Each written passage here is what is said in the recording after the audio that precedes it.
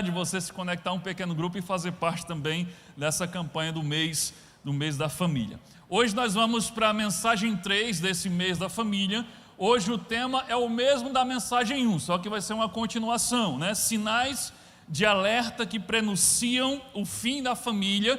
Hoje nós vamos para a parte 2. Então, há 15 dias atrás eu ministrei uma mensagem com esse tema, onde nós falamos de alguns sinais que indicam que a família está em perigo, que indicam que a família pode estar chegando ao fim. E hoje nós vamos dar continuidade a esse tema. Você já deve ter ouvido dizer, até me ouvir dizer, que estamos numa batalha espiritual com a família.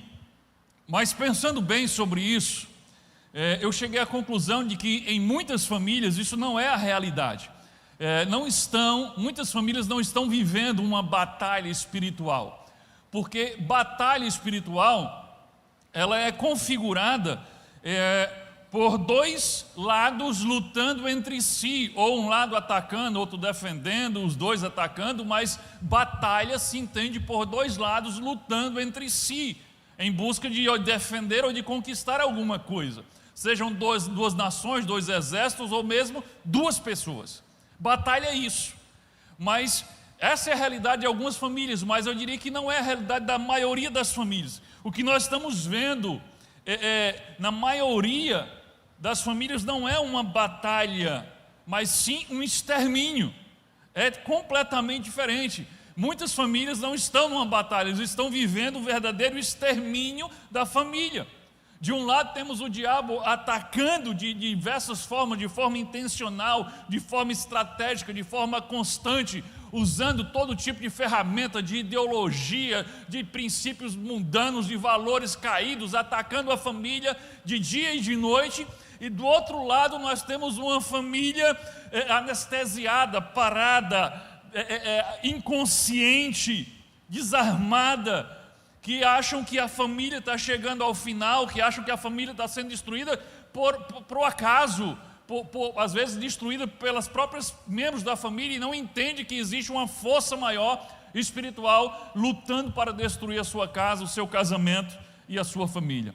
Então, querido, quem está vivendo essa situação está em pior situação do que quem está vivendo uma batalha, porque quem está vivendo uma batalha tem tido a consciência de que precisa lutar pela sua família, que precisa defender os valores da família, que precisa se erguer para fazer a sua família sobreviver e alicerçar essa família na palavra de Deus. Agora, quem está anestesiado, desorientado, cego espiritualmente, está vivendo um extermínio espiritual. É por isso que eu quero relembrar o texto de 1 Timóteo, capítulo 5, versículo 8. Isso aqui é importante para você que não está vivendo uma batalha, mas está vivendo um extermínio. Atente para isso. 1 Timóteo, capítulo 5, versículo 8. Se alguém não cuida de seus parentes, e especialmente dos de sua própria família, negou a fé e é pior do que um descrente. Gente, essa palavra é forte, você já ouviu ela, mas é importante a gente frisar novamente. Se você não cuida dos seus parentes, especialmente dos de sua própria casa, da sua própria família, você está negando a sua fé em Deus. Você está negando o seu relacionamento com Cristo. E você está agindo pior do que um descrente. Querido, em outras palavras, o que Paulo está dizendo é que você não pode ser crente em Cristo e não cuidar da sua família ao mesmo tempo. Se você afirma que é crente em Cristo, mas essa fé não leva você a cuidar da sua família, da sua casa, a batalhar e a proteger a sua casa, você não é só um descrente, você é pior do que um descrente. Por que você é pior? Porque você é um descrente que pensa que é crente. Está em pior situação do que aquele que sabe que não é crente. Na mensagem 1, desse mês da família, eu trouxe dados de várias pesquisas que mostram que a família está sendo exterminada, que mostram um ataque generalizado de Satanás, usando diversas correntes para destruir a família e os seus valores. Não está na tela, eu vou só citar, eu não vou comentar, porque nós comentamos detalhadamente naquela mensagem. Se você não estava aqui na primeira mensagem deste mês da família. Vai lá no nosso canal no YouTube e você pode assistir essa mensagem depois. Mas nós vimos alguns dados, por exemplo, nós vimos o seguinte dado: pesquisas apontam o aumento de pessoas solteiras que têm relações sexuais antes do casamento. Vimos que 85% dos jovens solteiros já tiveram relações sexuais antes do casamento. Ou seja, isso aqui é uma cultura de desprezo pelo matrimônio, desprezo pela família, desprezo pela bênção dos pais, desprezo pela bênção de Deus. E uma coisa vai levando a outra. Nós vimos também outro dado, que 1 em cada 4 bebês que nascem um em cada 4 são filhos de pessoas solteiras. Ou seja, 1 em cada 4 bebês estão nascendo fora das muralhas protetoras da família. E o que acontece com muitos desses bebês que estão nascendo, estão sendo gerados fora do contexto da família, eles são abandonados. Os que não são abandonados são assassinados ainda no ventre da mãe.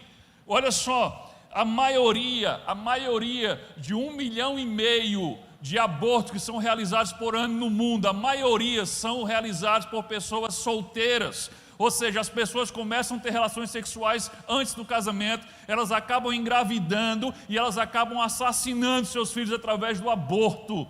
A maior parte dos abortos são feitos por pessoas solteiras. Um pecado vai levando o outro e a família vai se afundando e vai destruindo. Outro dado que nós vimos, o aumento do número de adultérios. A pesquisa feita pela USP, ela indica que entre os brasileiros a infidelidade já atinge 70% dos brasileiros. 70% dos brasileiros já traíram o seu companheiro, o seu cônjuge.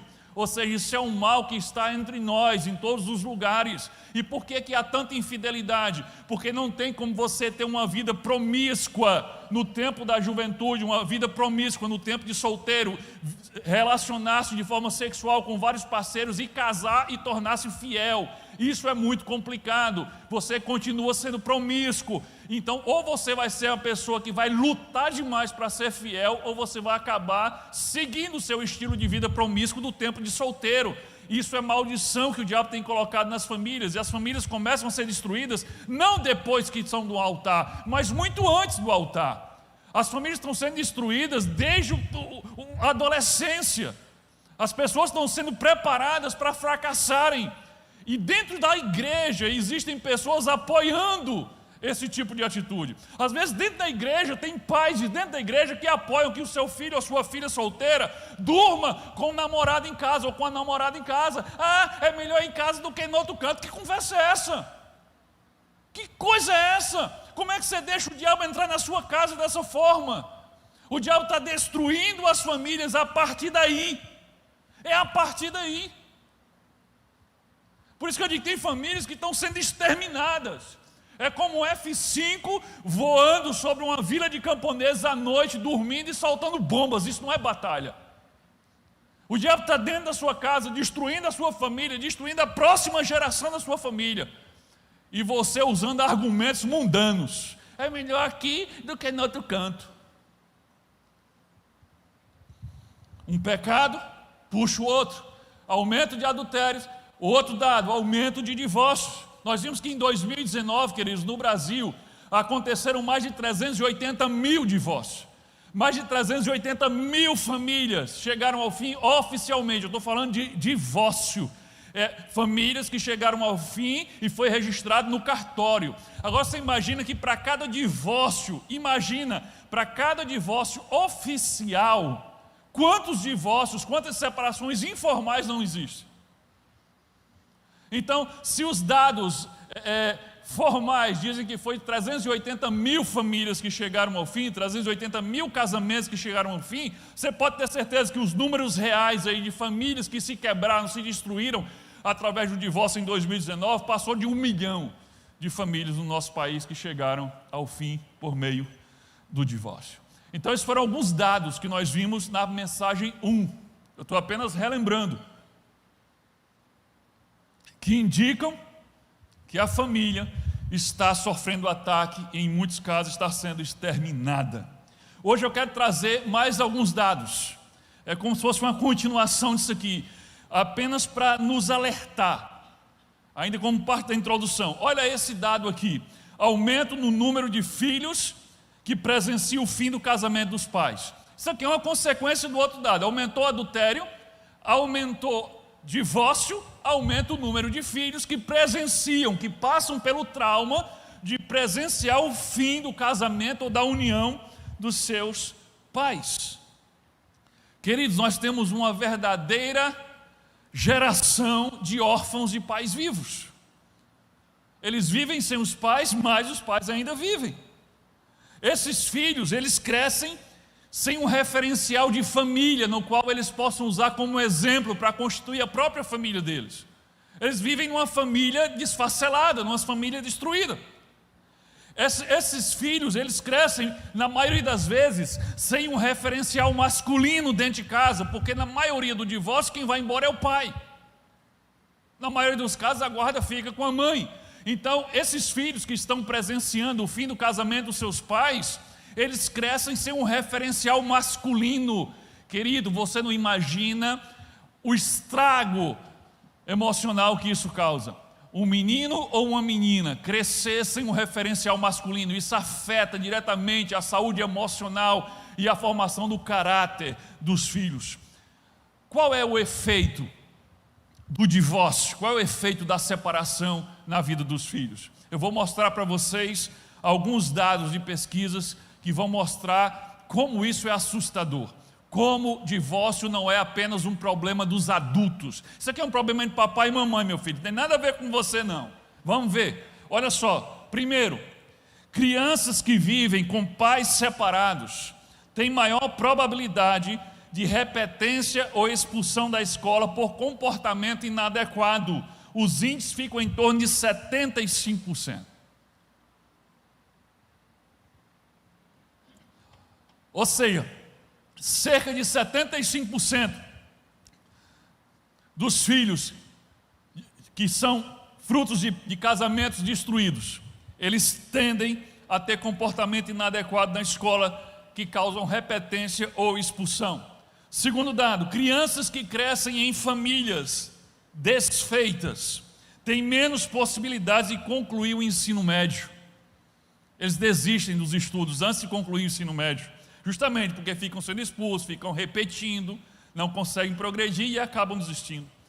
Terceiro dado, a esmagadora maioria dos jovens que fogem de casa são filhos de pais separados que se casaram uma segunda vez. Olha só, não é uma coincidência. Filhos que fogem de casa, normalmente os pais se separaram e casaram uma segunda vez, e normalmente tem a ver com um problema de relacionamento com o padrasto, com a madrasta, ou com a forma como o pai ou a mãe faz essa ligação do padrasto, da madrasta com eles. Quarto, os meninos, filhos de pais que deixaram o lar, quando tornam-se adolescentes, tendem com frequência a serem agressivos e a se envolverem com coisas ilícitas, como álcool, drogas e etc. Isso os meninos. Quinto, as meninas, filhas de pais que deixaram o lar, as meninas, tendem a manter relações sexuais prematuramente, a engravidar antes do casamento, a casar-se cedo demais e a divorciar-se nos primeiros anos de casada.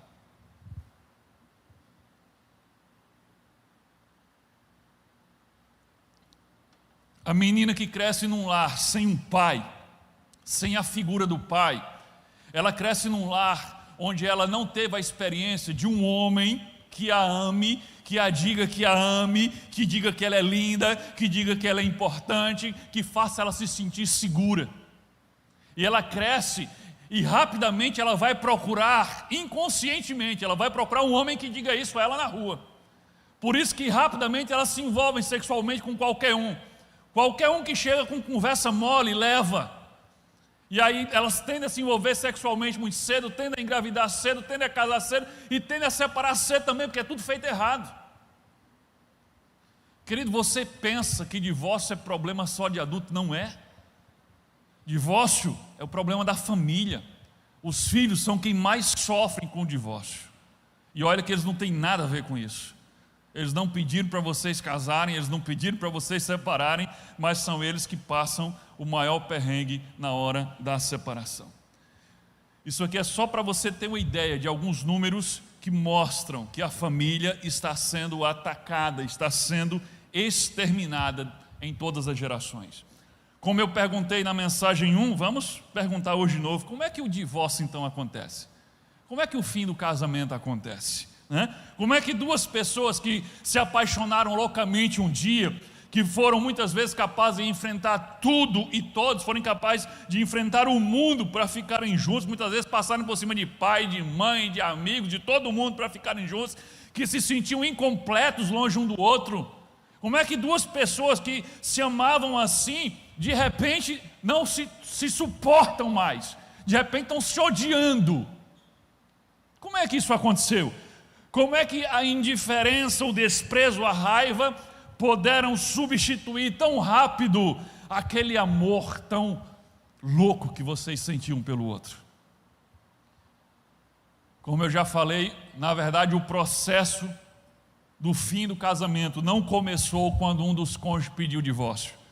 Esse processo, na maioria das vezes, começou antes, e às vezes bem antes, de vocês chegarem ao altar. Sinais já estavam lá e vocês não perceberam. A pergunta que vamos responder hoje é justamente essa: quais os sinais de alerta que prenunciam o fim da família? Então eu quero que você preste atenção na mensagem de hoje e você atente para esses sinais que vamos falar. Vejam se esses sinais estão presentes na sua casa, com que intensidade estão presentes, e se eles estão presentes, entendam, são sinais de alerta, são luzes vermelhas piscando, são alarmes soando. Só pode ter alguma coisa errada, então alguma coisa precisa ser feita. Quais os sinais de alerta que prenunciam o fim da família? Para depois sua família não acabar e você dizer: acabou agora, mas estava tudo bem até então. Não, já tinha sinais que indicavam que as coisas não estavam muito bem. Primeiro sinal de alerta, atente aí, vamos lá.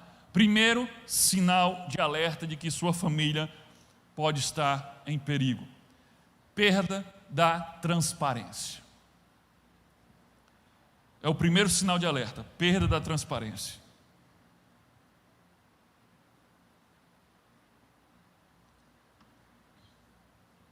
Querido, perda da transparência é o primeiro sintoma de que as coisas estão indo mal num casamento e numa família. Transparência aqui tem a ver com não ter nada a esconder. Transparência aqui tem a ver com honestidade. É o que eu chamo de vida de aquário. O que é vida de aquário que eu chamo? Aquário, você olha de um lado e você vê do outro. Não tem como esconder. É transparente. A falta de transparência na família indica que existe algo que precisa ser escondido, que precisa ser disfarçado. E se algo precisa ser escondido, é porque não é bom. Porque se fosse bom, você colocava sob a luz e não na escuridão. O que é bom você traz à luz, mas o que é mal, o que é feio, o que é vergonhoso, você esconde. Então, quando começa a perder a transparência, indica que existe algo que precisa ser escondido, disfarçado. Perda da transparência, querido, foi o primeiro sintoma que aconteceu com Adão e Eva, depois que a aliança deles com Deus foi quebrada por meio do pecado.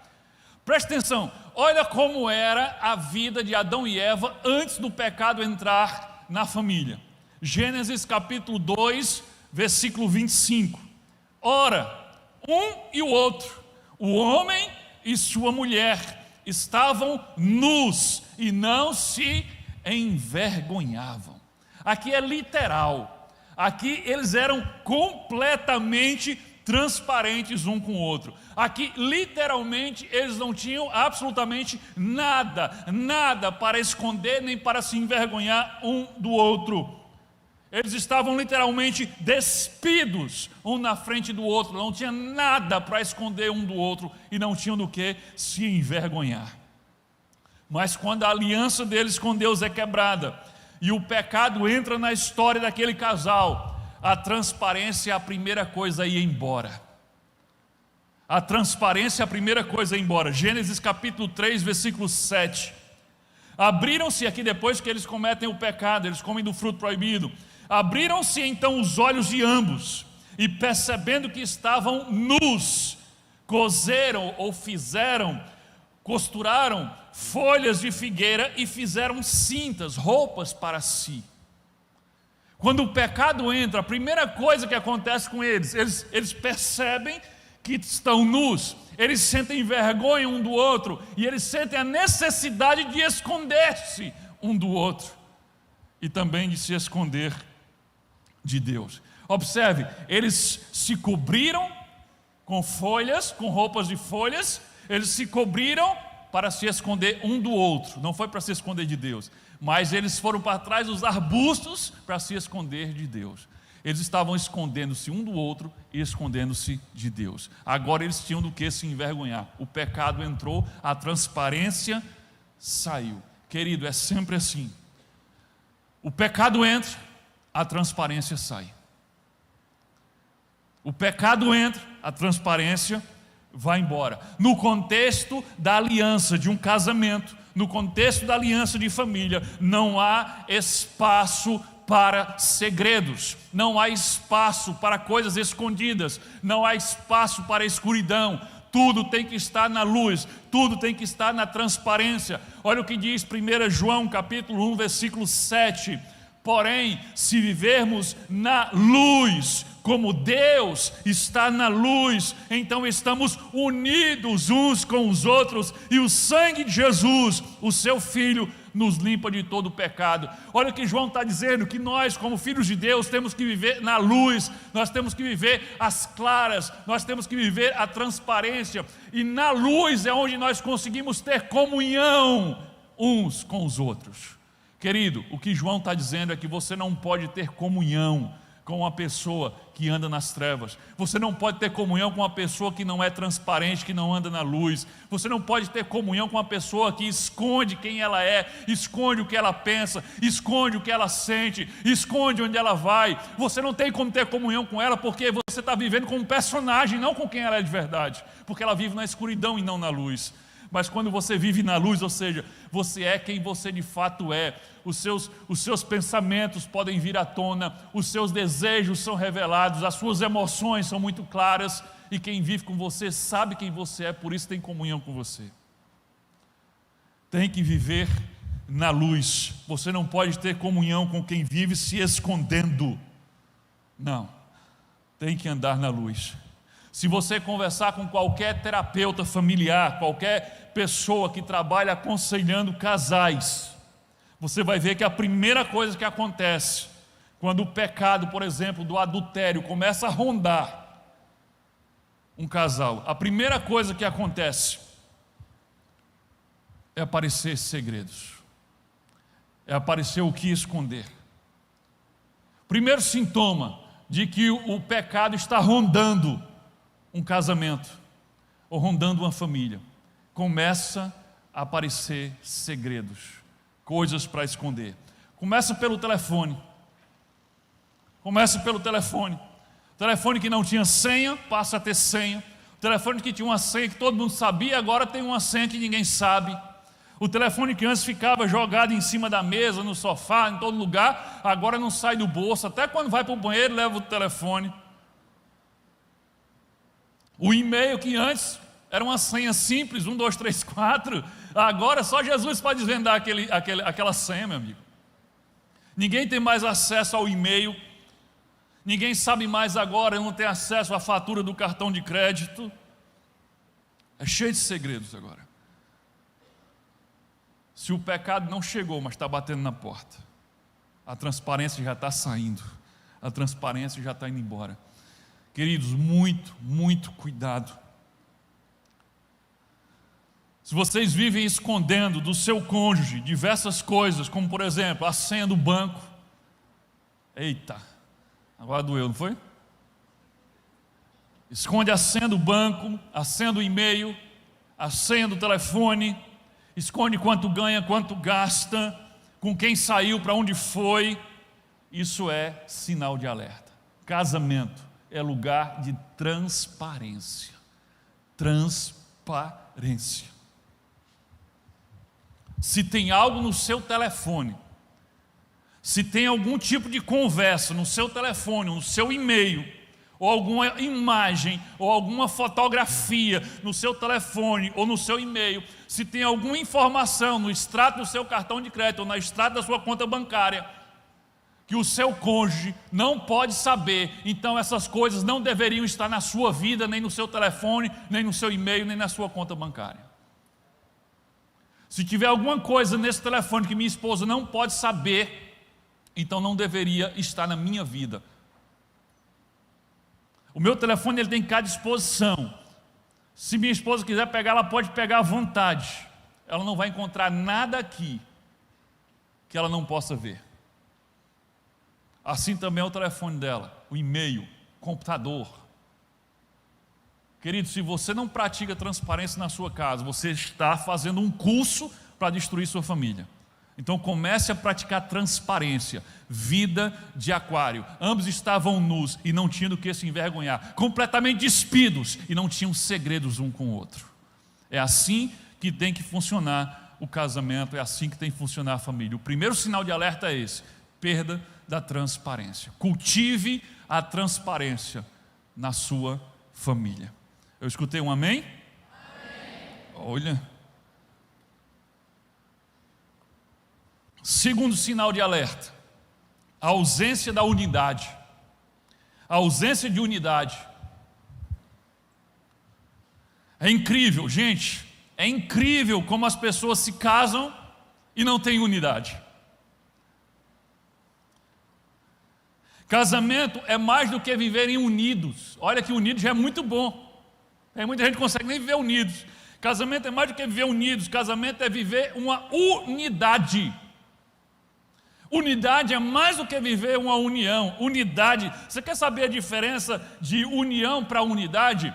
É a diferença entre um saco de batata e um purê de batata. Coloca aí. Pronto, essa é a diferença entre união e unidade. De um lado você tem união, as batatas estão pertinhas uma da outra, todas juntinhas ali dentro do mesmo saco, elas estão unidas. Mas cada uma é uma batata individualmente. Do lado de cá, não, do lado de cá você tem unidade.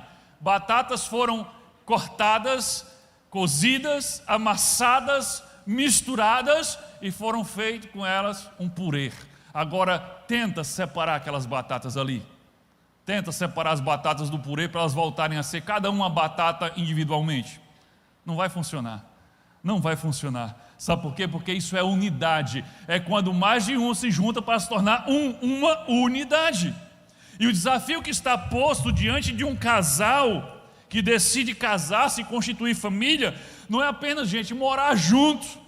Não é apenas dividir as contas de uma casa ou as tarefas de um lar. Você paga energia, eu pago a água, você paga a feira, eu pago a prestação do carro.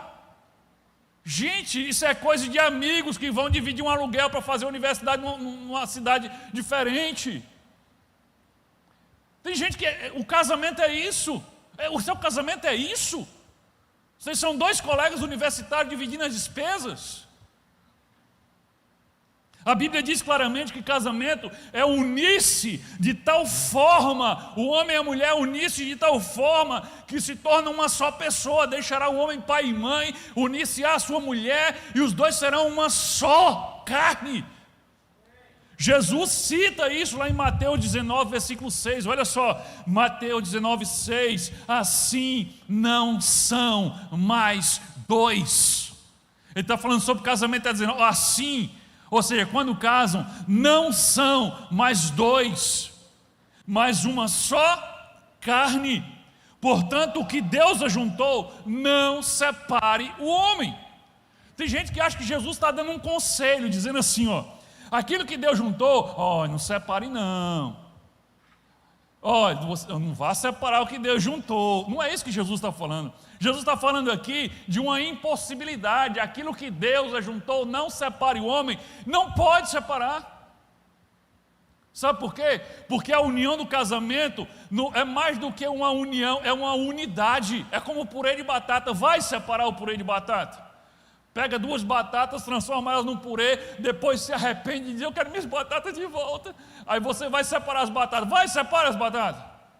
Você vai fazer 2 montinhos, de um lado para o outro. Mas desse montinho tem um pedaço da outra batata, que tem um pedaço da batata. Elas nunca voltarão a ser 2 batatas como eram antes. Querido, deixa eu dar uma coisa para você.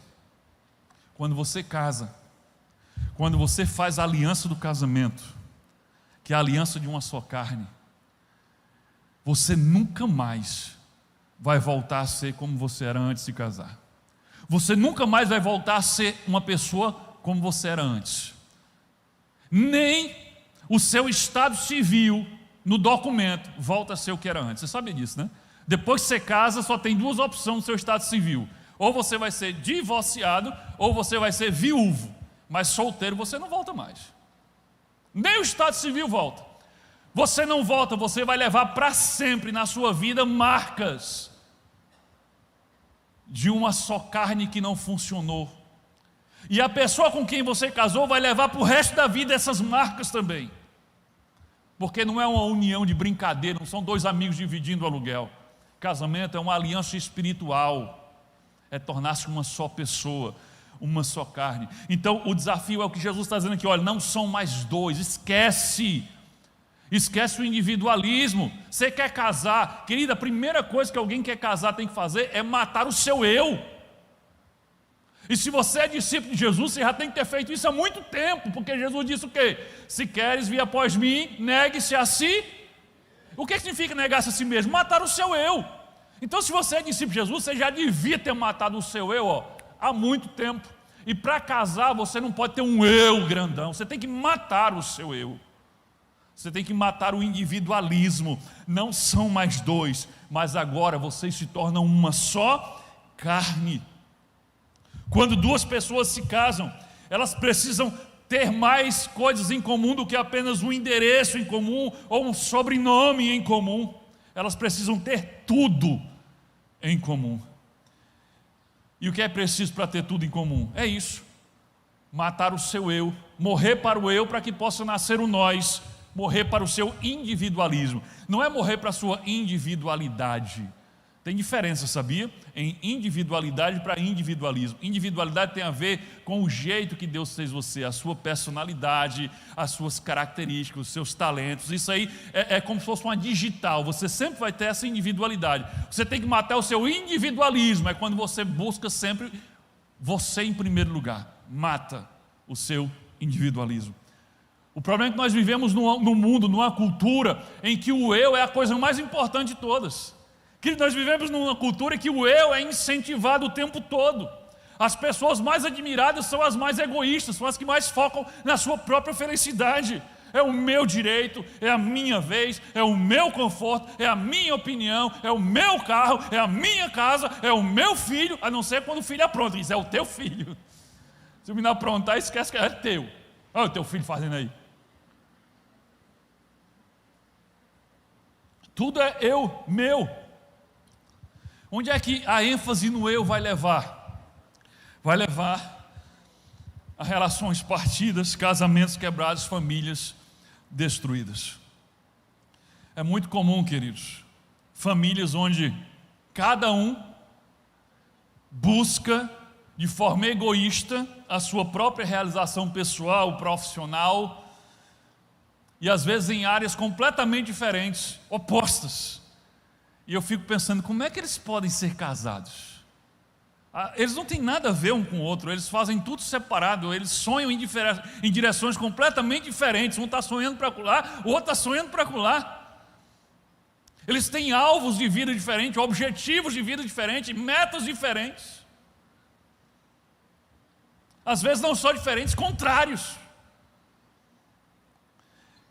Queridos, alvos e objetivos de vida diferentes, contrários, podem destruir a sua família, podem destruir o seu casamento. Você tem que entender que quando você vai casar, vocês estão casando para ser uma só carne. Quer ver um exemplo? Eu vou dar um exemplo. Imagina a cena Não deve ser muito comum de existir aqui em Parnamirim. Então imagina o casal em que um dos cônjuges é militar, tá? Das Forças Armadas. Qual é o contexto do militar? Sempre existe uma possibilidade de transferência, não é assim? Pelo menos os que eu conheço é assim. Muitos que moram aqui porque já vieram transferidos de outro canto, e de uma hora para outra, pastor, fui transferido, tchau, e vai embora. Então os militares têm muito isso, eles estão aqui, mas daqui a pouco eles podem ser transferidos. Alguns anos, alguns demoram mais, mas muitos são transferidos. E aí eles têm que pegar a família e com tudo ir embora para um outro estado, para começar de novo uma outra realidade com a família. Então imagina a família onde o marido seja militar, um exemplo, e a esposa decida ter um sonho de realização pessoal que envolve fincar raízes numa cidade. Imagina, ela decide ser comerciante, por exemplo, ser empresária na cidade que ela está. Imagina como é que vai dar certo essa família. O marido já sabe, é questão de tempo, 5, 6, 7 anos, sei lá, alguém vai transferir ele. E vai ter que ir embora. E a esposa alimentando sonhos e construindo sonhos numa forma que não pode sair daqui. Porque um comércio você não pode dizer assim, fecha tudo e vamos abrir em outra cidade. Não, você vai ter que perder tudo e começar tudo do zero. Você percebe? Parece coisa ruim? Não parece ser ruim a princípio. Mas você percebe como são sonhos e objetivos de vida que estão indo em direções contrárias, que vai chegar a hora que vai ter um choque. Aí na hora que sair a transferência, aí vem a complicação. E agora? É você que vai abrir mão da sua carreira militar para investir aqui no comércio comigo? Ou eu vou ter que fechar a minha empresa para ir embora com você para um outro canto? E com a nossa família. Ou você vai para lá e a família fica aqui e você vem uma vez por mês. Aí começam as opções que vai dar errado. Quando... ainda no início do relacionamento com Janaína, e olha que eu era bem novinho, né? Faz tempo isso, né? Faz bastante tempo isso. Faz 20 anos que eu estou casado com ela, então isso faz mais de 20 anos. Mas eu lembro que eu tive uma conversa nesses termos com ela. Olha que eu tinha menos de 20 anos quando eu tive essa conversa, né? A maioria dos meninos aqui com menos de 20 anos estão pensando o que é que vão ser quando crescer. Eu já tive essa conversa. Eu disse, olha, você sabe, disse ela, você sabe que Deus me chamou para o ministério pastoral. Eu recebi um chamado de Deus para o ministério ao 17, ao final do 17. Essa conversa que eu tive com ela, acho que foi por volta dos 18. Eu disse, você sabe que Deus me chamou para o ministério pastoral. Naquela época eu imaginava, porque eu via muito acontecer, os pastores da igreja batista, eles passavam pouco tempo numa igreja. Então ele passava 2, 3 anos, 4 anos, aí ia para outra igreja, às vezes ia para outro estado, outra cidade. Então eu imaginava que comigo ia ser desse jeito, que eu como pastor ia estar 2 anos aqui, 3 anos ali, não sei o que, eu pensava que ia ficar assim. Então eu já fui me preparando, eu cheguei para ele e disse, você sabe que eu recebi chamado para o ministério, e se a gente casar e eu receber um chamado de Deus para ir para um outro estado, você vai deixar a sua família aqui e vai comigo? Ela disse, vou. Eu disse, não, está certo. Resultado, ela não precisou ir, né? Depois Deus me revelou um outro jeito de ministério, que não é estar para lá e para cá, mas é um projeto de vida, e nós estamos há 20 anos, eu comecei, né, a plantar essa igreja no dia 1º de janeiro de 2002, nós nos casamos no dia 15 de março de 2002, ou seja, no mês, 2 meses depois a gente casou, então eu tenho 20 anos de igreja e 20 anos de casados. Mas lá no início, essa questão foi solucionada. A gente tratou sobre isso no início. Espera aí, se surgir aqui um conflito, se Deus me mandar para lá, você vai? Vou. Então estava decidido. E o que acontece? Os casais, eles deixam isso acontecer, rolar. Cada um indo em uma direção diferente. Eles estão vendo que esse negócio vai dar errado. Ela estava indo para lá e ele está indo para cá, mas por enquanto está dando certo, estão por aqui, até que chega o dia de tomar a decisão, eles já estão completamente envolvidos com seus projetos, com seus sonhos, e agora quem vai abrir mão? Aí a família se quebra. O que abre mão às vezes, abre mão, mas abre mão ressentido. Lá na frente qualquer coisa dá errado, passa na cara do outro. Por quê? Porque não havia unidade, havia só uma parceria, mas não havia unidade. Queridos, Atente para isso. O casal precisa ser claro desde o início, na hora de definir os seus alvos, seus projetos de vida. E ser claro no seguinte: se coincidir, de sermos mandados de um lado para o outro, quem vai abrir mão, quem vai ceder, converse sobre isso logo, antes de acontecer, antes de vocês estarem completamente envolvidos nos seus projetos pessoais e depois a família de vocês ter que acabar por conta disso. Os dois podem ter sonhos diferentes, porém esses sonhos têm que apontar na mesma direção. Você entende? Podem ter profissões diferentes, mas tem que apontar na mesma direção, que seja possível a unidade, mesmo trabalhando em coisas diferentes. Cuidado para não irem em direções contrárias. Um outro aspecto, querido, eu sei que ninguém gosta que fale disso, mas eu tenho que falar. Um outro aspecto que casais têm, que denunciam claramente a falta de unidade, eles têm dificuldade de serem um nas finanças. Como tem gente com dificuldade de ser um, de ter unidade nas finanças. E eu diria que um casal que não consegue se unir nas finanças, ele não consegue se unir em mais nada.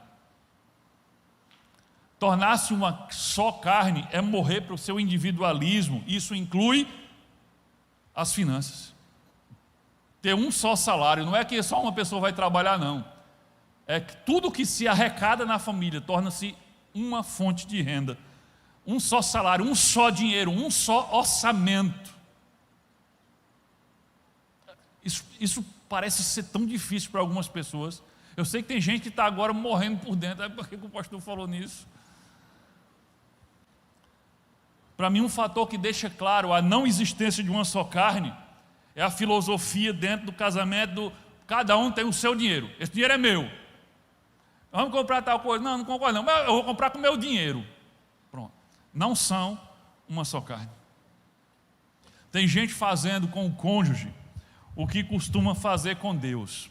Sabe o que as pessoas costumam fazer com Deus? Deus, eu te entrego a minha vida, mas não venha me pedir o meu dinheiro. Eu te entrego a minha vida, Senhor, mas se você falar, Ele dá uma contribuição no reino, Ele já fica chateado. Então eu te dou a minha vida, Deus, mas não venha pedir o meu dinheiro. Assim são casais. Meu amor, eu te entrego o meu coração, eu te entrego a minha vida, mas não pede dinheiro não. Não vem querer saber do meu dinheiro não. Eu pergunto, o que é mais importante, a vida ou o dinheiro? Para muita gente o dinheiro parece que é mais importante, porque você entrega o seu coração, você entrega a sua vida, mas você não quer compartilhar a administração do seu dinheiro. É como se casais, é como se eles estivessem se preparando, eles já se casam, se preparando para se separar. Como? Mantendo tudo separadinho.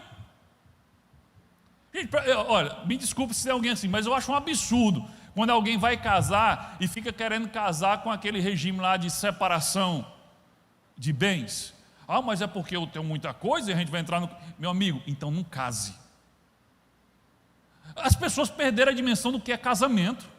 Se você vai casar com uma mulher ou com um homem que você não confia nele a ponto, ou nela, a ponto de ter que deixar o seu patrimônio resguardado daquela pessoa, você vai casar com ela para quê, pelo amor de Deus? Que tipo de sentimento, de confiança que você tem para desenvolver um casamento? É porque eles não sabem o que é casamento, o que é a aliança do casamento. Então eles já casam se separando, preparando tudo para separar. Já está tudo separadinho, está as coisas do meu nome, aquilo está no seu nome. No dia que for separar já está tudo fácil. Gente, não funciona assim. As decisões financeiras, queridos, precisam ser tomadas em conjunto. Mesmo que só tenha um que tem uma renda. Entenda, na família todos trabalham. Só um que está ganhando salário, o outro não faz parte da família, a mulher não está lá trabalhando, cuidando dos filhos, cuidando da casa, ela não é sua parceira, mesmo que só tenha um que ganha um salário, o dinheiro é de todos, do casal, a família tem que administrar, o casal tem que ser transparente nas finanças, tem que ter acordo, tem que ter conversa. Querido, como as pessoas têm dificuldade com isso. Não é só os homens que têm dificuldade, não. Os homens têm dificuldade, mas as mulheres, quando começam a trabalhar, meu amigo, Ah, menina, aí quando ela bota o dinheirinho dela na conta delas, aí é difícil tirar, viu? Elas têm dificuldade com isso também. Ambos os lados têm dificuldade com isso. Vocês precisam entrar em acordo. Na família tem que ter acordo. Sabe, também é um absurdo alguns homens que tratam a administração financeira da casa como se a mulher não fizesse parte disso. O cara chega em casa, aí diz assim: troquei o carro. Trocou o carro? Foi, troquei. Aí chegou, vendi a casa. Ah, vendeu a casa? Foi, vendi. Pode ser uma proposta, eu vendi a casa. Não pode, gente.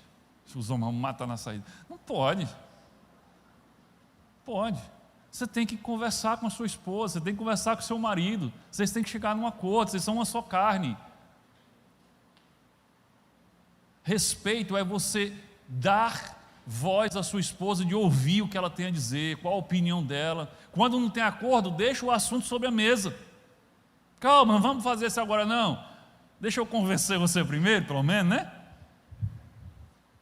As decisões financeiras precisam ser tomadas em conjunto. É isso que tem que acontecer. Vocês precisam se unir também nas finanças, um só dinheiro, um só orçamento. Gente, você é uma família cristã, um exemplo, a família cristã que entendeu a importância do dízimo, por exemplo. Aí na igreja, até nisso, tem o dízimo da esposa e tem o dízimo do marido. Paciência, não faz um negócio desse não. Pelo menos na igreja faz um negócio só. Será que vocês não conseguem se juntar, mas não conseguem? Gente, é uma renda só. Na minha casa, desde o início, a gente teve uma conversa sobre isso quando era noivo. Desde o início a gente tratou disso. Mesmo quando só eu trabalhava fora, só eu tinha um saláriozinho bem pequenininho de frentista, tinha uma caixinha de relógio, ficava na gaveta do guarda-roupa, eu chegava, a gente botava o salário ali, ó. Dali a gente ia tirando para comprar o gás, para pagar as despesas. E é assim que funciona. Vocês têm que decidir junto o que é que a gente vai fazer com a ruma de dinheiro que sobrou. Vocês vão, né? Vocês vão sentar no final do mês e vão decidir o que é que a gente vai fazer com essa ruma de dinheiro que sobrou. Tá vendo? Ou então você vai dizer assim: vamos decidir aqui o que é que a gente vai fazer para pagar esse ruma de boleto que sobraram, né? Mas vocês têm que decidir juntos. Tem que decidir juntos. Então esse é um segundo sinal de alerta: perda da unidade, a ausência da unidade. Ser uma só carne é em todos os sentidos. É deixar, não são mais dois, mas agora são um. Tudo em comum, um só alvo, uma só fé, um só orçamento, um só salário. Tudo, uma só carne. Terceiro sinal de alerta: dificuldade para perdoar.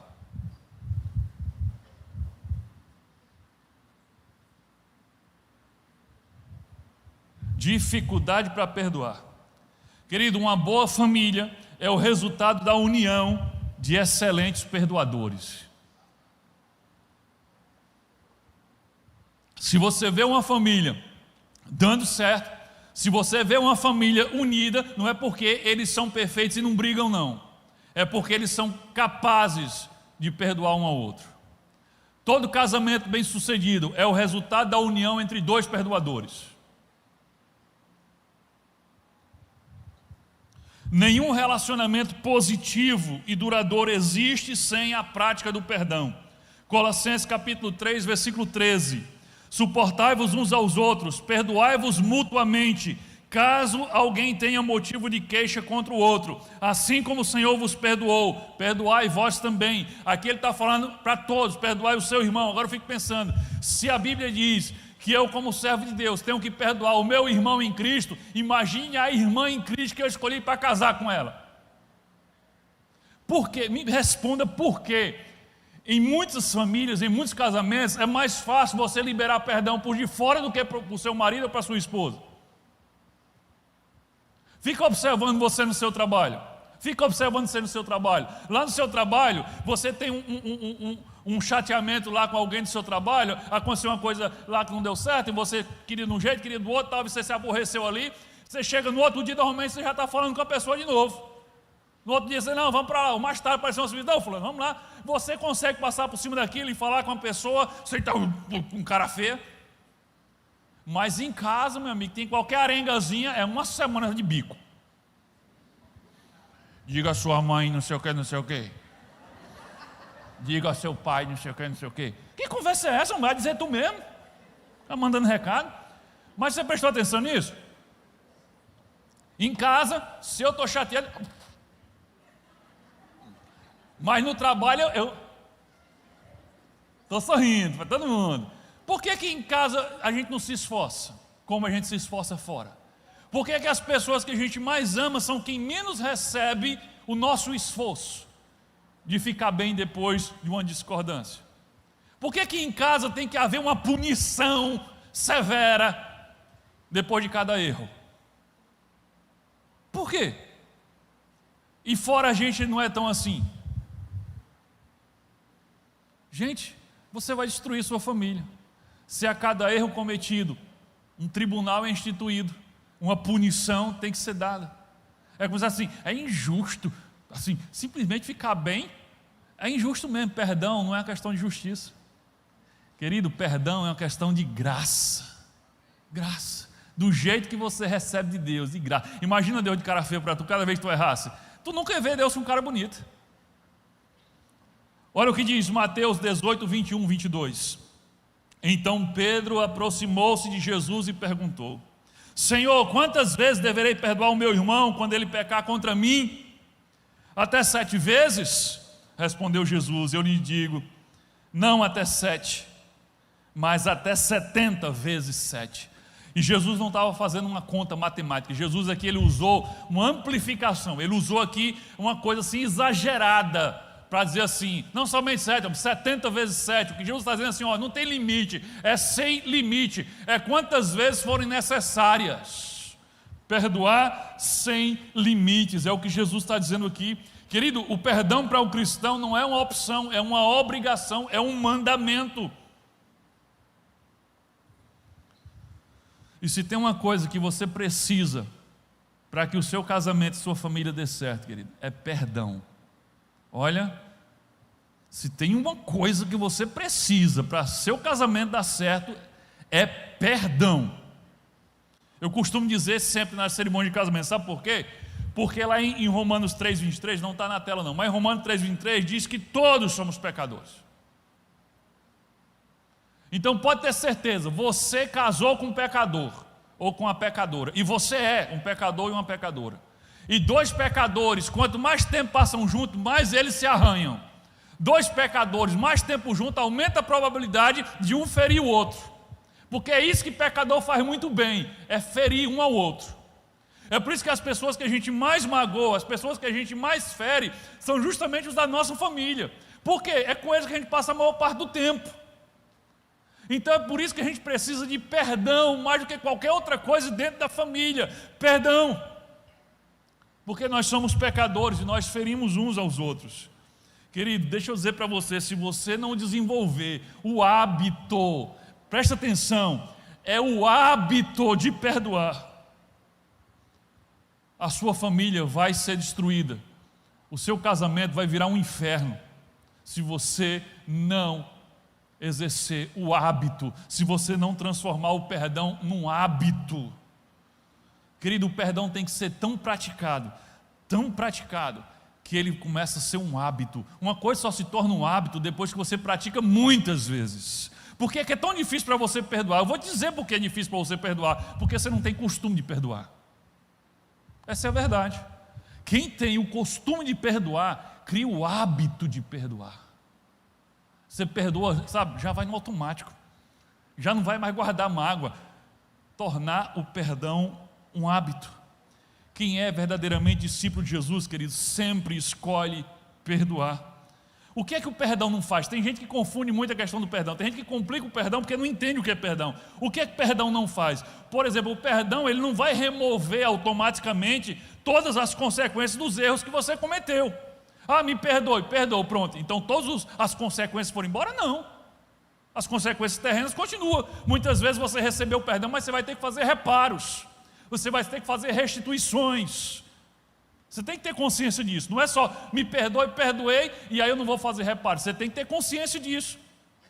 É a pessoa que sai falando mal da vida alheia. Ela sai fofocando da pessoa no mundo todinho. Ela sai falando mal de todo mundo. Aí depois ela reconhece que está errada. Aí chega para a pessoa que ela saiu falando mal e diz: irmão, me perdoe que eu saí falando mal de você. Aí está perdoado. Aí ele acha que acabou. Ele tinha que voltar, fazendo o caminho de volta. Sabe que eu falei do irmão, eu estava mentindo, não era aquilo não. Você tem que fazer reparos. Então no perdão ele não vai jogar fora, apagar as consequências dos seus erros. Espirituais sim, porque diante de Deus foi perdoado. Mas diante dos homens existem consequências que muitas vezes exigem reparos. Outra coisa, isso aqui o pessoal confunde mais. Gente, perdão, ele não restaura a confiança de imediato. Entenda isso. Perdão não restaura a confiança de imediato. Perdoar não é dizer, agora eu confio em você do jeito que eu confiava antes. Tem gente que acha que perdão é isso, por isso ele fica segurando o perdão. Eu fui traído, vou perdoar. Isso significa que agora eu estou confiando assim. Não, gente, não confunde as coisas. Perdão não é dizer assim, agora eu confio em você como eu confiava antes. Não, não é isso. Perdão é dizer, agora eu desisto de ficar ressentido com você. Agora eu desisto de ficar guardando mágoa no meu coração a respeito de você. Agora eu desisto de ficar buscando uma punição para você pelo que você fez.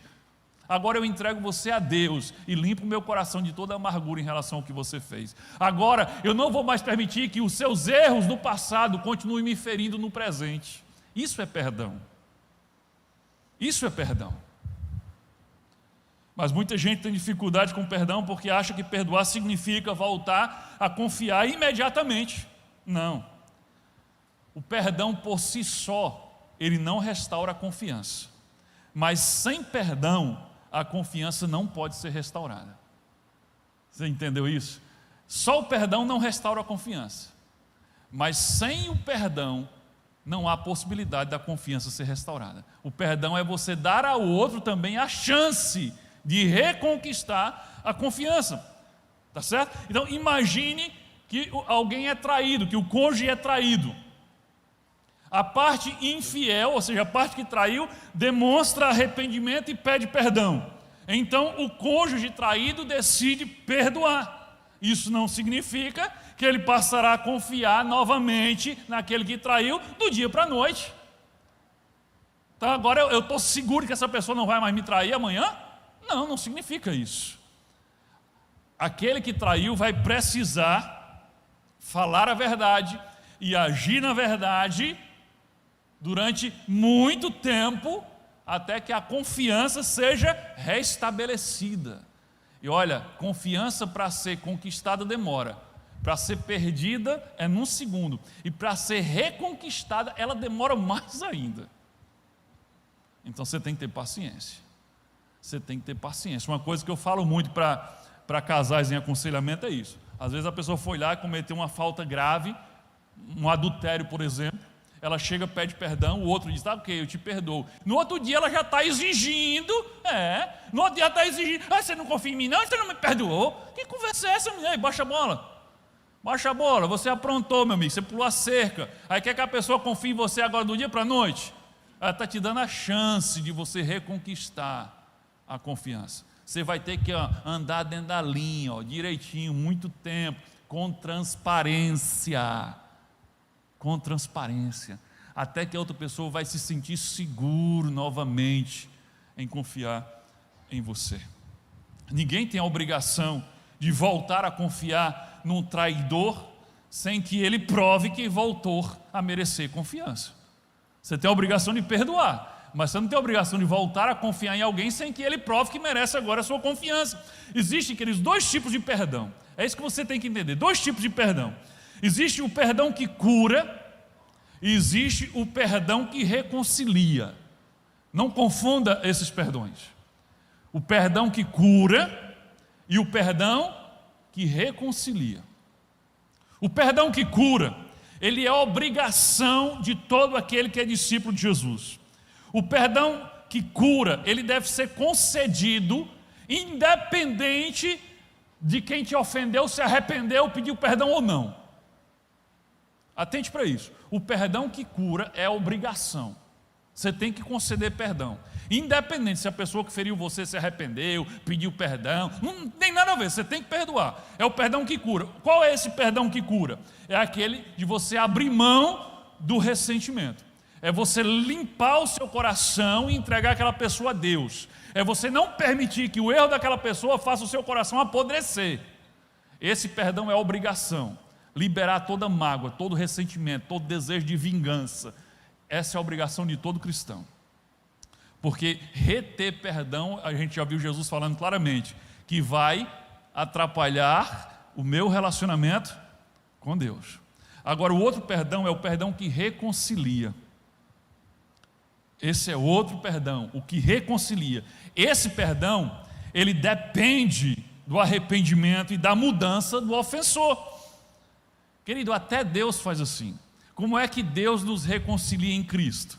Para que haja reconciliação entre você e Deus por meio de Cristo, teve que haver o quê? Arrependimento, não é isso? Novo nascimento, não é assim? É necessário nascer de novo. Arrependei-vos, pois, dos seus pecados. Para que haja reconciliação com Deus, tem que haver arrependimento e mudança. No relacionamento também assim, para que haja reconciliação, reaproximação, tem que haver arrependimento e mudança. Então, o perdão que reconcilia já é o segundo passo do perdão que cura. Primeiro você concede o perdão que cura. Quando você concede o perdão que cura, você está dando à pessoa a chance dela reconquistar a tua confiança, porque você abriu mão de toda mágoa. Aí cabe a ela reconquistar ou não a sua confiança. Se ela se arrepender, se ela mudar, se ela começar a agir diferente, você pode voltar a confiar nela. Então não confunda as duas coisas. Tem gente que segura o perdão porque ele acha que vem tudo num pacote só. Dizer que perdoou significa dizer que já voltei a confiar em você. Não. Dizer que perdoou significa eu decido abrir mão de toda a mágoa. Agora, quando eu falo de o perdão que reconcilia, gente, e o perdão que cura, isso aqui eu estou falando para as faltas graves, como o adultério, como traição. As arengas do dia a dia em casa, gente, tem que perdoar tudo. As arengas, gente, os casais arengam por besteira. Besteira, a maioria por besteira, começa a arengar por coisa besta, né? Aí daquilo já transforma em discussão. Quando termina a discussão, você não sabe mais nem por que estava brigando. Porque começou a discutir por um copo. Aí ela diz assim: não, porque você sempre deixa o copo aqui, você nunca bota o copo na pia. Aí, nunca não, isso é conversa sua. Você está dizendo que eu estou mentindo? Aí começa. Aí não lembra mais nem do copo. Não lembra mais nem do copo. Então, essas arengas, gente, você tem que perdoar no hábito. No hábito. Arengou, estressou, dá ali fora, dá uma respirada e já volta normal. Tem que ser assim. Tem que perdoar normal. Olha só, 1 Coríntios 13, 5. O amor, aqui o mesmo texto em duas versões, tá? Duas versões aqui. Uma versão diz assim: o amor não se ressente do mal. Olha essa outra versão. O amor, eu gosto dessa versão. O amor não guarda registro de erros. Olha que coisa linda. Guardar registro significa estar escrevendo no caderninho, né? Está registrando. O amor não guarda registro de erros. Deixa eu dizer uma coisa para vocês. O amor, ele não impede que firamos um ao outro. Não. Mas o amor impede que guardemos mágoa um do outro. Porque o amor, ele não guarda registro de erros. Quando você diz assim, já é a quinta vez, você não está amando. Você está guardando registro de erros. Perdão é perdão. O amor é como um lubrificante no coração, que deixa o coração tão lisinho que nada gruda. As ofensas vêm, bate, não gruda, não gruda, não guarda registro de erros, não guarda mágoas. Se o perdão não for um hábito na sua família, ela está fadada ao fracasso.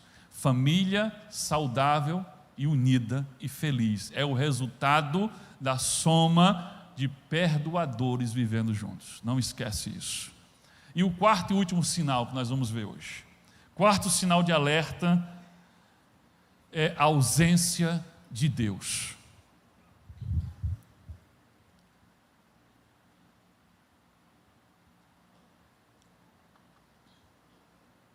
A maior causa de crises familiares, crises conjugais, é fome de Deus. É a ausência de intimidade com Deus. É a ausência de uma fé verdadeira, de um discipulado verdadeiro. Eu costumo dizer, e não tenho medo de errar, a melhor receita para você ser bem-sucedido no seu casamento é você ser um verdadeiro discípulo de Jesus. Se o seu casamento está dando errado, se você não está conseguindo agir bem no seu casamento, é porque você não está conseguindo ser um discípulo de Jesus de verdade. Porque tudo que é preciso para um casamento dar certo, é necessário que um discípulo viva. Querido, se o seu relacionamento com Deus estiver em baixa, todos os outros relacionamentos vão ser prejudicados. Se o seu relacionamento com Deus estiver em alta, todos os seus outros relacionamentos vão ser beneficiados. Tem uma ilustração aqui, eu não combinei com o pessoal da Libra, mas vamos ver, da Libra não, da projeção. Coloca o próximo slide aí. Ok, não clica. Essa aqui é a parte vertical da cruz, tá? A parte vertical da cruz. Essa aqui representa o seu relacionamento com Deus, relacionamento vertical. Se esse relacionamento com Deus, o relacionamento vertical estiver ok, você tiver intimidade com Deus, seguindo Jesus, obedecendo a sua palavra, imitando a Ele, os seus relacionamentos horizontais, ou seja, com as pessoas, clica aí. Pronto. Ele vai ter sustentação.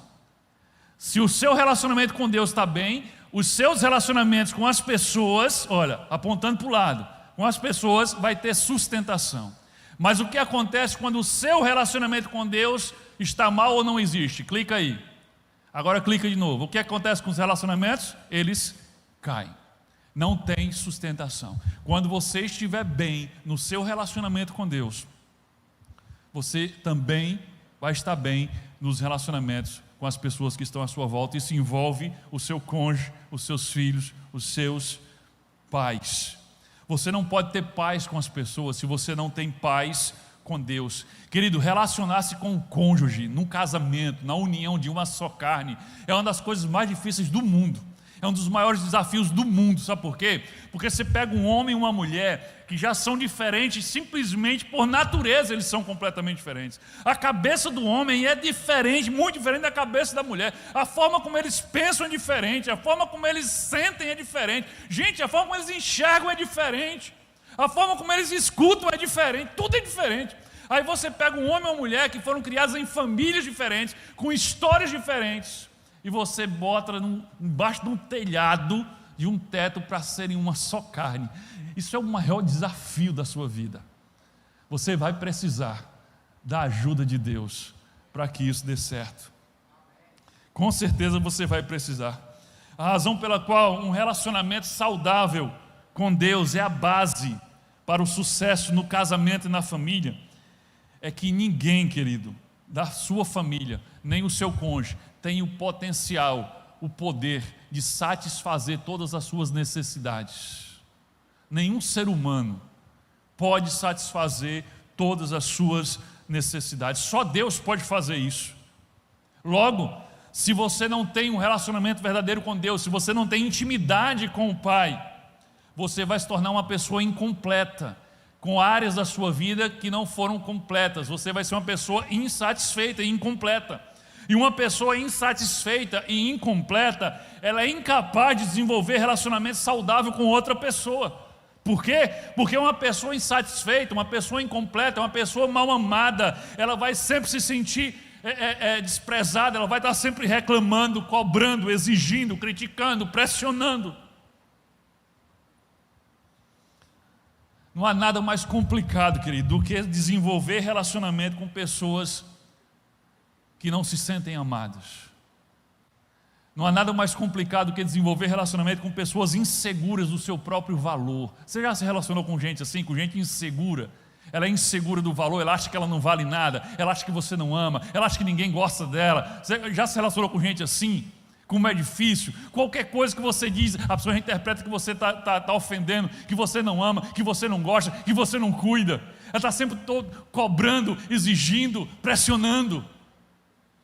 É assim que agem as pessoas que estão insatisfeitas, incompletas, que não se sentem amadas. que são mal resolvidas. Você tem que falar com elas pisando em ovos, você tem que agir com elas pisando em ovos, porque qualquer coisa que você diga pode ser usado contra você no tribunal. Relacionar-se com pessoas incompletas, mal resolvidas, que não se sentem amadas, é como você andar com a granada depois de retirar o pino da granada. Ela vai explodir a qualquer momento, e você fica o tempo todo ali, maior cuidado, mas chega uma hora que você relaxa e bum, explode, e a confusão está armada dentro de casa. Querido, se você não tem um relacionamento saudável, verdadeiro, íntimo com Deus, que faça você se sentir amado por Ele, que faça você se sentir seguro, que faça você se sentir valorizado por quem você é, pela forma como Deus fez você, você vai acabar acusando o seu cônjuge, ou acusando os seus pais, ou acusando os seus filhos, de não fazerem você feliz. Olha o que diz Tiago, capítulo 4, versículo 2, a parte B. Vocês cobiçam, mas como não podem conseguir o que querem, brigam e lutam. Não conseguem o que querem, porque não pedem a Deus. O que é que Tiago está dizendo? Olha, vocês estão brigando e lutando, querendo coisas, exigindo coisas uns dos outros, que vocês só podem conseguir em Deus. Vocês estão brigando uns com os outros, querendo coisas uns dos outros, que só Deus pode dar a vocês.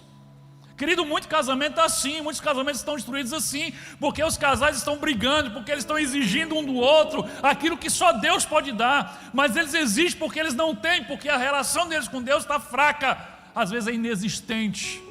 Alguém que está bem no seu relacionamento com Deus, alguém que vive o discipulado verdadeiro, que segue Jesus, que obedece o Senhor, que imita o Mestre, é alguém fácil de se relacionar, é alguém que perdoa com facilidade, é alguém capaz de ser gentil, é alguém capaz de se importar. Gente, se você for um discípulo de Jesus de verdade, se você estiver bem no seu relacionamento com Deus, você é alguém fácil de se relacionar, fácil de desenvolver relacionamentos, alguém saciado, satisfeito no seu relacionamento com Deus, não vai estar se ofendendo com qualquer coisa. Sabe por que a gente se ofende com qualquer besteira? Porque a gente é cheio de feridas, de insegurança. Sabe quando você tem uma insegurança e alguém vai e fala alguma coisa que toca naquela sua insegurança, aí você se ofende. Por exemplo, vamos supor que você é uma pessoa complexada, que você acha que todo mundo ri de você. Aí você chegou aqui hoje, aí você vem andando aqui, aí eu chamei você para alguma coisa aqui em cima. Quando você subiu, aí alguém disse uma piada assim em off aí, e uma turma aqui começou a rir. Quando você subiu, aí você já estão rindo de mim. Por quê? Porque tem uma ferida em você que diz que todo mundo ri de você. Mas se você fosse uma pessoa segura do seu relacionamento com Deus, do seu valor, satisfeita, você nem ia nem pensar nisso. Não, deve ser alguma coisa lá, não é de mim não, claro que não é de mim. Então, as pessoas que são cheias de feridas, causadas pela ausência de Deus, elas são pessoas que todo canto que você toca nela dói, todo canto que você toca é uma confusão, todo canto que você toca é uma ferida, é uma mágoa, é um ressentimento, é uma briga. Você tem que estar satisfeito em seu relacionamento com Deus, saciado no seu relacionamento com Deus, e você vai ter a capacidade de desenvolver relacionamento com a sua família e com as outras pessoas. Pergunta para você pensar. Às vezes é difícil responder assim: o seu relacionamento com Deus está bem? Às vezes é difícil responder. Então eu vou fazer a pergunta diferente, que vai chegar ao mesmo resultado. A pergunta é: você é uma pessoa difícil de se relacionar? Responde só para você.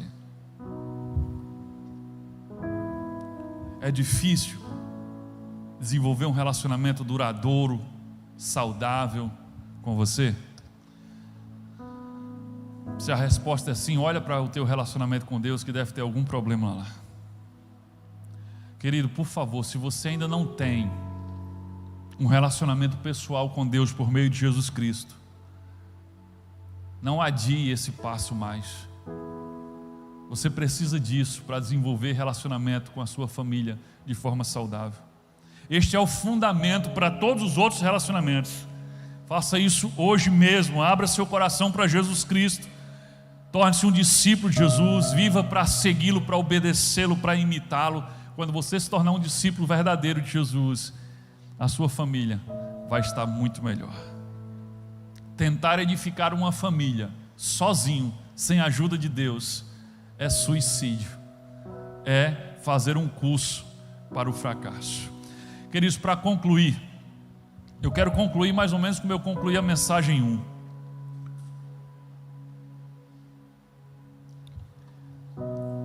O que falta para a maioria de nós, para termos casamentos bem-sucedidos e famílias bem-sucedidas? Será que o que falta para nós é conhecimento? Será que é conhecimento que falta? Eu preciso de um estudo bíblico sobre casamento, eu preciso fazer um curso sobre casais, aí sim o meu casamento vai dar certo. Será que é isso que você precisa? Será que é isso que está faltando? Mais conhecimento, mais curso, mais um congresso, mais uma série de mensagens? Eu digo a você que não. Sabe o que está faltando para a maioria de nós? É praticar o que a gente já sabe, é viver o que a gente já sabe. Eu aposto como a maioria, talvez todos aqui, saibam exatamente o que é preciso para ter um casamento bem sucedido e uma família bem sucedida. Sabem, todos aqui já sabem. É preciso amor, é preciso respeito, é preciso transparência, é preciso renúncia, perdão, fidelidade. Todo mundo sabe que isso precisa.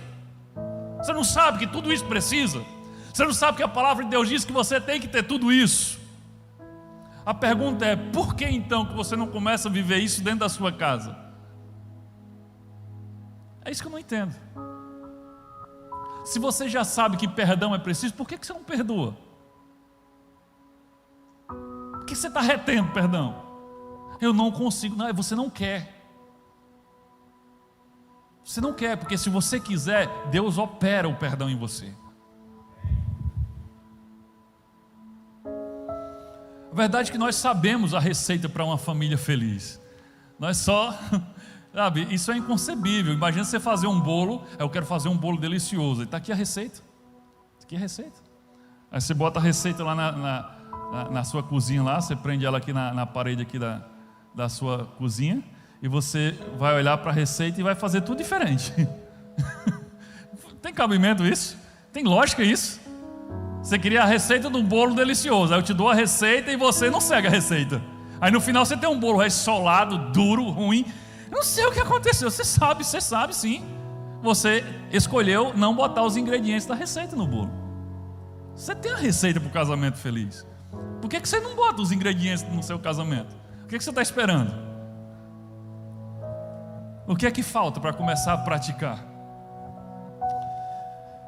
Aquela velha frase de Mark Twain, que eu digo sempre aqui e vou dizer hoje de novo. Coloca aí. Olha só, essa frase é maravilhosa. Essa frase é maravilhosa. Não são as partes da Bíblia que não compreendo que me preocupam, mas sim as que eu entendo e não pratico. Querido, você já sabe coisa demais sobre casamento, sobre família.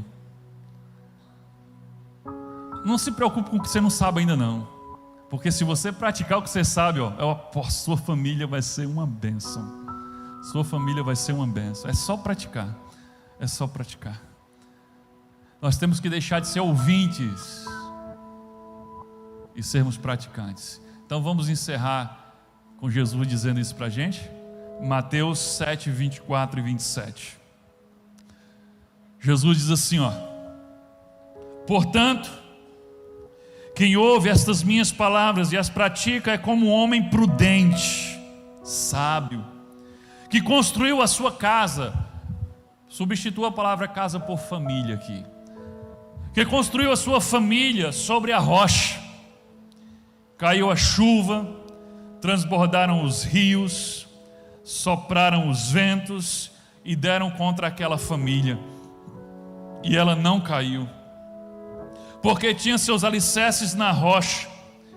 Mas quem ouve estas minhas palavras e não as pratica, é como um insensato que construiu a sua casa, a sua família sobre a areia. Caiu a chuva, transbordaram os rios, sopraram os ventos e deram contra aquela família, e ela caiu, e foi grande a sua queda. Quem é você? O homem sábio ou o homem tolo? Você é aquele que edifica a sua família, a sua casa sobre a rocha, que é a palavra de Deus, ou você tem edificado a sua família, a sua casa sobre a areia, que são os seus próprios conhecimentos, suas próprias convicções, os valores do mundo, o que as pessoas dizem? Sobre que alicerce, sobre qual fundamento você está edificando a sua casa, a sua família? Isso é que fará toda a diferença. Eu decido edificar a minha família e a minha casa sobre a rocha da palavra de Deus. Amém? Que Deus nos abençoe em nome do Senhor Jesus Cristo.